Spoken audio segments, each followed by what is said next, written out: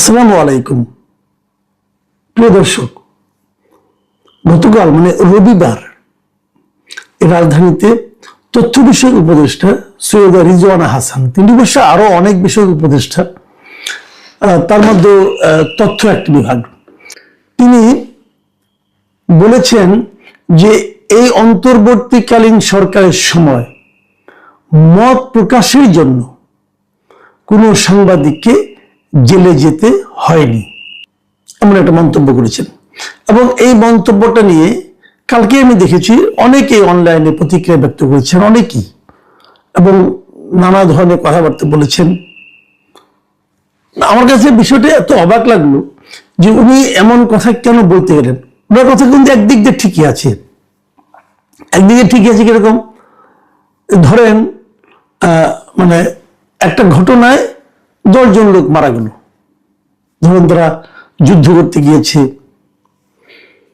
অথবা গুলি খেয়ে, শত্রু গুলি খেয়ে মরল। এখন আপনি বললেন যে এই 10 জন লোক মানে এই সময় এই যুদ্ধে চোখে গুলি খেয়ে কেউ মারা যায়নি, সবাই মারা গেছেন, হয়তো কেউ বুকে গুলি লেগেছে, কারো মাথায় গুলি লেগেছে, চোখে কারো গুলি লাগে নাই। এটা কিন্তু ব্যাকরণগত ভাবে সম্পূর্ণ সঠিক কথা, চোখে থেকে গুলি খেয়ে মারা যায়নি। উনি বলছেন যে মত প্রকাশের জন্য কোনো সাংবাদিককে জেলে যেতে হয়নি, মানে মত প্রকাশের জন্য তাকে হয়রানি করা হতে পারে, মত প্রকাশের জন্য তার উপর মব লেলিয়ে দেওয়া হতে পারে, মত প্রকাশের জন্য তাকে মারপিট করে ঠ্যাং ভেঙে দেওয়া যেতে পারে, কিন্তু মত প্রকাশের জন্য কেউ জেলে যায় নাই। এটা কিন্তু একদিকে ঠিক আছে। যখন উনি এখানে কথাটা বললাম, এটা ভিডিওটা দেখলাম, তখন অন্য সাংবাদিকরা বললেন যে ঠিক আছে, যদি মত প্রকাশের জন্য কেউ না যেয়ে থাকে জেলে, তাহলে আনিস আলমগীর, মঞ্জুর আলম পান্না, ওনারা কেন গেলেন? ওনারা তো সাংবাদিক, ওনারা কি সাংবাদিক না?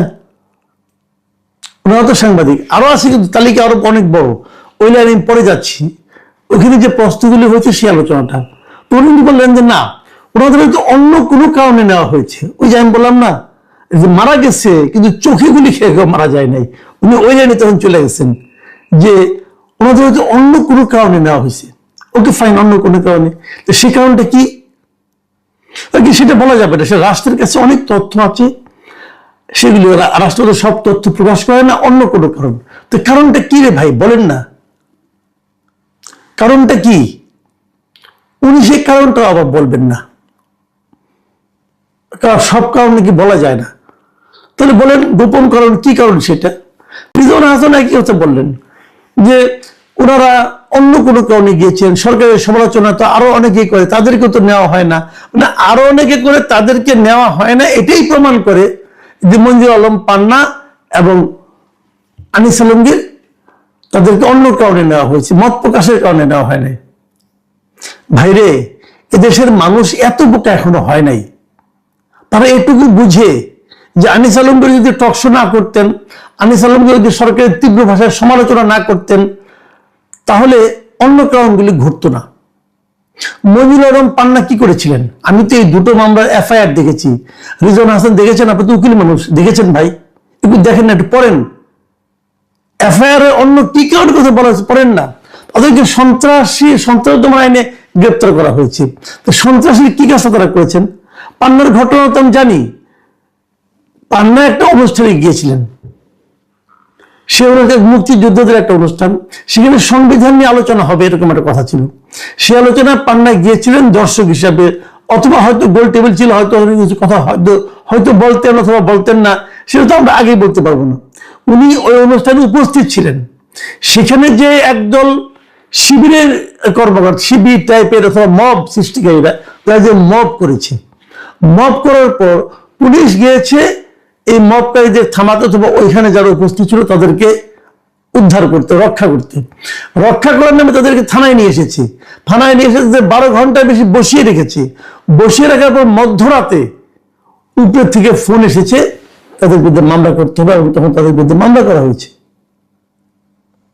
তো বিষয়টা কি দাঁড়ালো? যদি তারা সন্ত্রাসী কর্মকাণ্ড করতো তাহলে তো আগেই তাদের বিরুদ্ধে মামলা হতো। যারা সন্ত্রাসী কর্মকাণ্ড করলো তাদের কিছু হলো না, যাদের উপর অ্যাটাক করলো তাদেরকে আপনি সন্ত্রাস বিরোধী মামলায় দিলেন।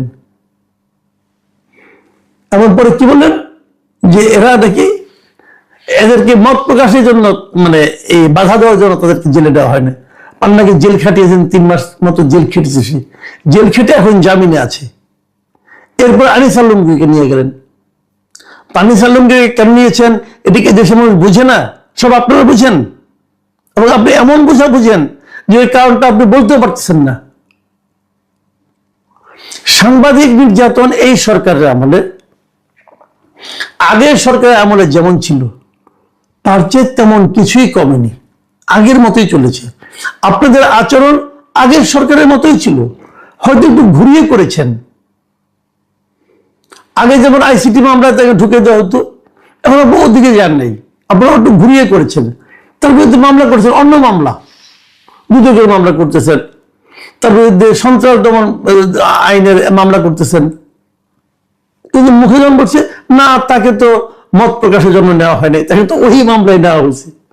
আশোকের আইন ও সালিশ কেন্দ্রের একটা হিসাব আমরা পেয়েছি, গত বছরের 25শে ডিসেম্বরে ওনারা দিয়েছিলেন, এবং সেখানে বলা হয়েছে যে 2025 সালে 381 জন সাংবাদিক নির্যাতনের শিকার হয়েছেন। 381 জন। এটা কিন্তু আগের বছরগুলোর তুলনায় তেমন কিছু কম নয়। যেমন একটা উদাহরণ দিয়ে বলি, 2022 সালের সাংবাদিক আশোকেরই দেওয়া তথ্য, ওদেরই তথ্য, আইন ও সালিশ কেন্দ্রের তথ্য, 2022 সালের সাংবাদিক নির্যাতনের ঘটনা ছিল 226টা। 2023 সালে ওই বছর নির্বাচনের ঘটনা ছিল, এই কারণে সেটা বেড়ে দাঁড়িয়েছিল 292টিতে। 2024 সালে যখন রাজনৈতিক পট পরিবর্তন হলো, অগাস্ট বিপ্লব হলো, অগাস্টের গণ আন্দোলন হলো, সেই বছরটা রেকর্ড পরিমাণে পৌঁছেছিল 531টা, এবং 2025 সালে সেটা 381টা। ভাবুন, 381টা হয়েছে কখন?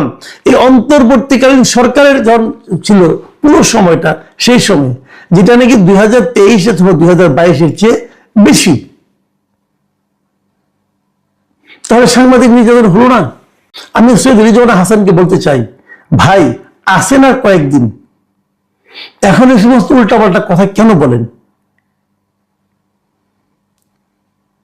আপনি তো থাকবেনই দেশে, তাই না? দেখবেন আপনার প্রত্যেকটা কথার বিচার হবে ইনশাল্লাহ। এগুলো নিয়ে মানুষের মুখোমুখি হবেন না আপনি। আর যদি ভাবেন যেন অনেক কামানো হয়ে গেছে, দেশের বাইরে চলে যাব, সেটাও হতে পারে, কিন্তু ওখানে গেলেও কিন্তু মিডিয়া আপনাকে ছাড় দিবে না। আমি যেটা বললাম এটা হুমকি নয়, এটাই বাস্তবতা। এই বাস্তবতার মুখোমুখি আপনাদের হতে হবে। প্রিয় দর্শক, এখন এই পর্যন্তই। আল্লাহ হাফেজ।